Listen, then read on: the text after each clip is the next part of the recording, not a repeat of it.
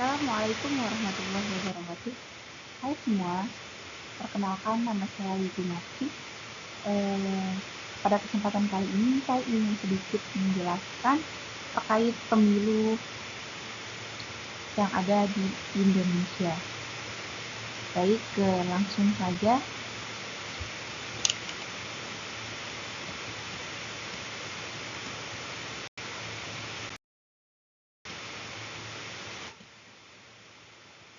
Secara umum, pemilu merupakan proses demokratis yang digunakan dalam banyak negara di seluruh dunia untuk memilih para pemimpin atau pemerintah.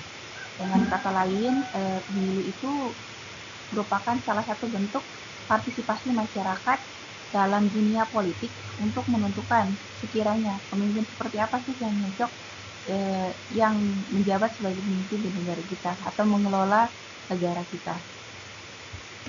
Atau dengan kata lain, pemilu merupakan sarana bagi rakyat untuk menjalankan kedaulatan dan merupakan lembaga demokrasi.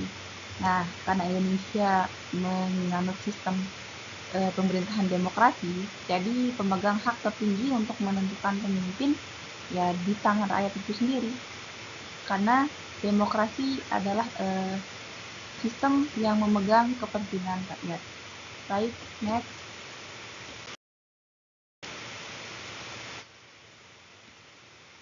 Tujuan pemilihan umum. Tujuan pemilihan umum itu yang pertama sebagai implementasi rakyat, kedaulatan rakyat, yang dimana maksudnya adalah karena rakyat yang berdaulat tidak bisa memerintah secara langsung, yang dimana dengan pemilu rakyat dapat menentukan wakil-wakilnya. Jadi para wakil yang terpilih juga akan menentukan siapa yang akan memegang tampuk pemerintahan. Dengan kata lain, kita sebagai warga negara mempunyai hak pilih. Nah, mempunyai hak pilih dan punya hak untuk beraspirasi, namun tidak bisa terjun langsung di dalam dunia politik.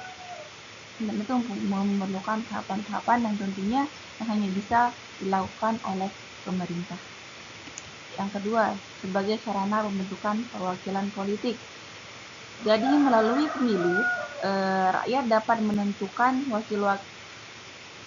rakyat dapat memilih wakil-wakil yang percaya atau yang dipercaya untuk menyalurkan aspirasinya dan kepentingannya.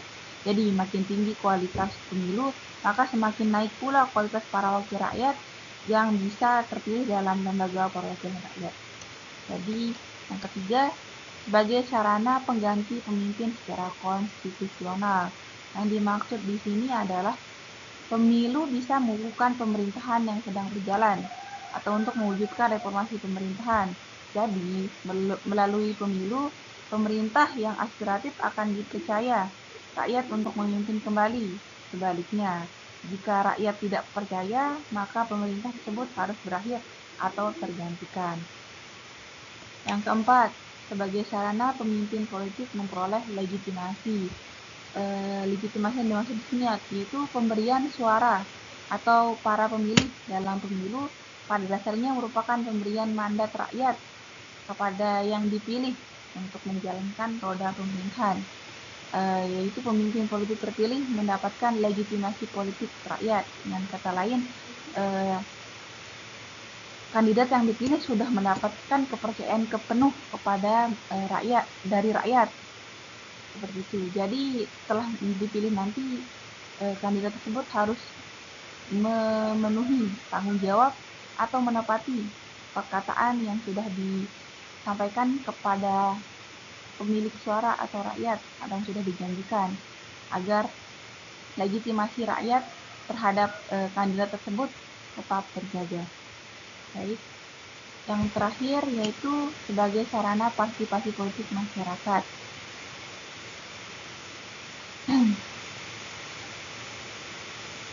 Jadi melalui pemilu, rakyat secara langsung dapat menetapkan kebijakan publik melalui dukungan kepada kontestan yang memiliki program aspiratif. Kontestan yang menang karena dukungan, rakyat harus merealisasikan janji ketika memegang tampuk pemerintahan. Jadi bagi pemimpin yang terpilih, nanti semoga nanti harus selalu memegang kepercayaan rakyat. Dengan kata lain, apa yang sudah dijanjikan memang harus benar-benar direalisasikan gitu, karena kepercayaan karena rakyat atau pemilik suara yang udah memilih kandidat tersebut sudah benar-benar percaya kepada kandidat tersebut bahwa dengan memilih beliau hal-hal yang sudah dijanjikan tersebut akan diselesaikan atau aspirasi yang mereka rasa perlu dikembangkan itu dapat segera dilaksanakan seperti itu. Jadi selanjutnya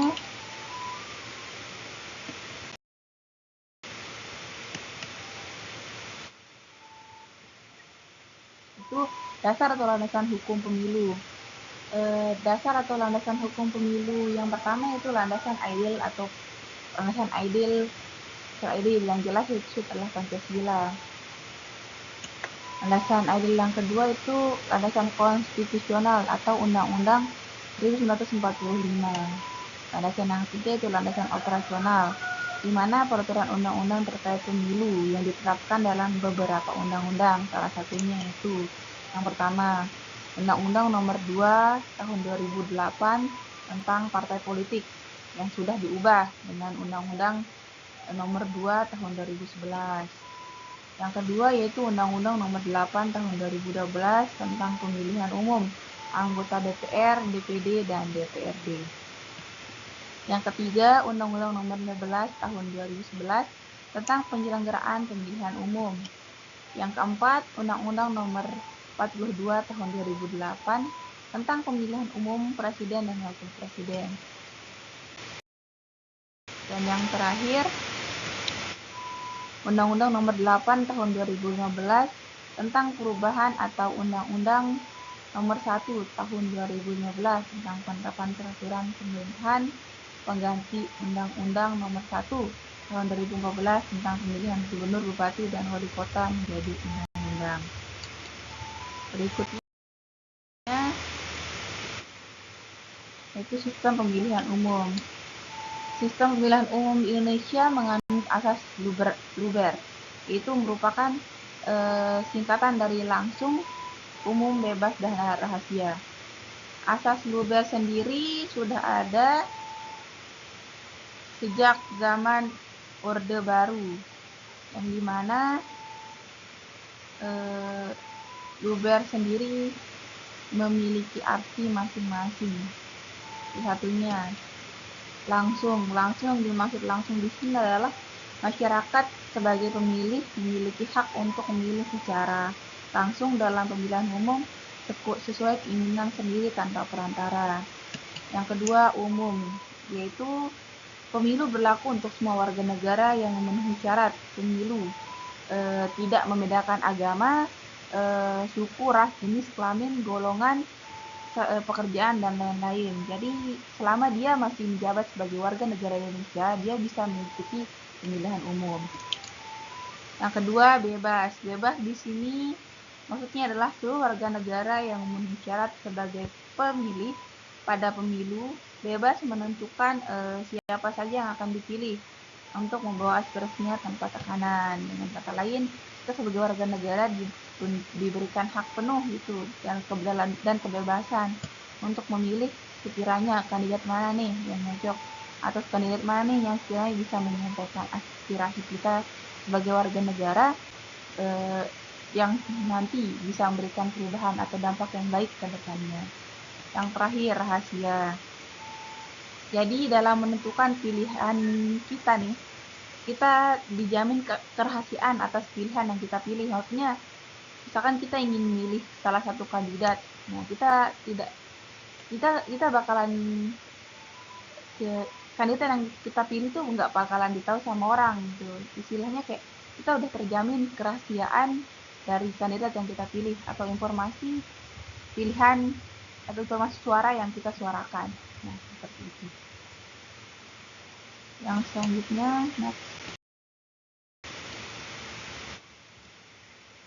hak warga negara dalam pemilu. Hak warga negara dalam pemilu sudah dijamin oleh konstitusi atau undang-undang, yaitu hak atas kesempatan yang sama dalam hukum dan pemerintahan. Dan hal itu sudah diatur dalam Undang-Undang 1945 yang berbunyi segala warga negara bersamaan kedudukannya di dalam hukum dan pemerintahan dan wajib menjunjung hukum dan pemerintahan itu dengan tidak ada kecualinya. Dan setiap orang berhak atas pengakuan, jaminan, perlindungan, dan kepastian hukum yang adil serta perlakuan yang sama di dalam hukum. Nah, jadi kita sebagai warga negara itu sudah diberikan hak secara legal dan sudah tertera di dalam undang-undang, diakui undang-undang, bahwa kedudukan kita sebagai warga negara itu sama, baik secara dalam pemerintahan maupun hukum. Jadi kita ingin menyuarakan aspirasi atau ingin berpartisipasi dalam dunia politik atau pemerintahan, kita tidak perlu terjun langsung. Kita cukup memilih kandidat yang sekiranya cocok untuk kita pilih atau bisa menyampaikan aspirasi kita sebagai warga negara yang sekiranya bisa memberikan perubahan ke depannya. Namun di negara kita masih banyak sih bagian besar golongan yang istilahnya pasif akan dunia politik, atau dengan kata lain apatis, karena banyaknya kejadian-kejadian atau berita-berita korupsi yang terjadi di dunia pemerintahan atau dunia politik, dia mengakibatkan banyak beberapa golongan yang menganggap bahwa pemilu itu tidak penting, karena paham mereka siapapun pemilihnya, jika sudah diberikan jabatan mereka akan menggunakan kekuasaan semena-mena dan korupsi. Itu sebagian pendapat orang. Dan sehingga pemilu, di beberapa pemilu yang sudah terjadi, banyak terjadinya golput atau golongan putih, atau tidak terjadinya penggunaan hak yang sudah dikasih oleh pemerintah oleh rakyat, karena merasa melakukan pemilihan pemimpin itu percuma, karena pada akhirnya akan melakukan korupsi juga. Dengan kata lain, banyak terjadi golput di pemilihan yang sudah terjadi sebelum-sebelumnya. Baik, next. Apa sih itu golput? Kita bahas golput juga ya. Golput merupakan istilah yang diberikan kepada warga negara yang sudah diberikan hak memilih, namun tidak berkenan untuk ikut memilih atau keluar dari pemilu. Nah, seperti yang saya jelaskan tadi, masih banyak golongan dari warga negara kita yang menganggap bahwa pemilu itu tidak penting, atau ketidakpercayaannya terhadap dunia politik atau pemerintah akan pemerintah, karena banyaknya isu-isu terjadi konflik atau korupsi yang terjadi di dunia pemerintahan dan politik, atau kurangnya adil hukum yang mereka alami. Itu yang menjadi salah satu penyebab golput. Seperti yang sudah dijelaskan oleh Badan Pusat Statistik, jumlah masyarakat yang golput pada tahun 2019 sebanyak 34,75 juta, itu sekitar 18,2% dari total pemilih yang terdaftar.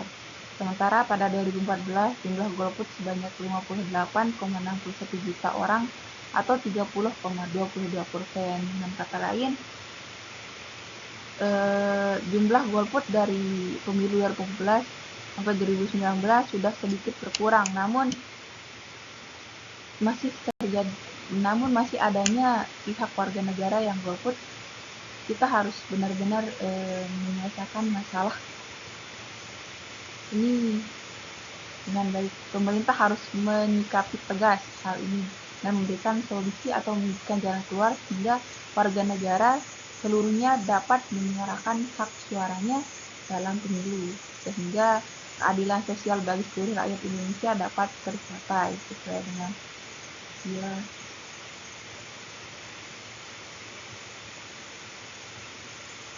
kelima. Baik, next.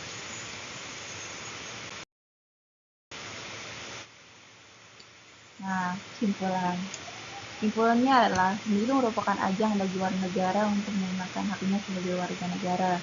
untuk memilih yang menentukan kandidat pemimpin yang sekiranya dianggap sebagai kandidat terbaik. Dan hal ini tentu sudah disahkan secara legal dan berlandaskan hukum adil Pancasila dan konstitusional atau Undang-Undang 1945. Nah, karena Indonesia menggunakan sistem pemilihan demokrasi, maka keputusan hak memilih merupakan hak rakyat. Karena demokrasi adalah sistem yang menjunjung tinggi hak warga negara dalam suatu negara. Dengan demikian, hak memilih harus kita gunakan dengan baik dan harus bersikap netral dan taat aturan, karena walaupun kita diberikan kebebasan secara legal nih, namun aturan-aturan dalam memilih harus tetap ditegakkan sebagai cerminan dari diri kita sebagai warga negara yang menghargai putusan Undang-Undang 1945 yang menegaskan hak memilih yang harus kita ikuti tanpa membuat kesimpulan yang melanggar serta hak yang diberikan. Jadi mari kita gunakan hak memilih kita dengan semestinya dan jangan golput. Baik, mungkin itu yang bisa saya sampaikan. Semoga bermanfaat. Kurang dan lebihnya saya mohon maaf. Wassalamualaikum warahmatullahi wabarakatuh. Bye.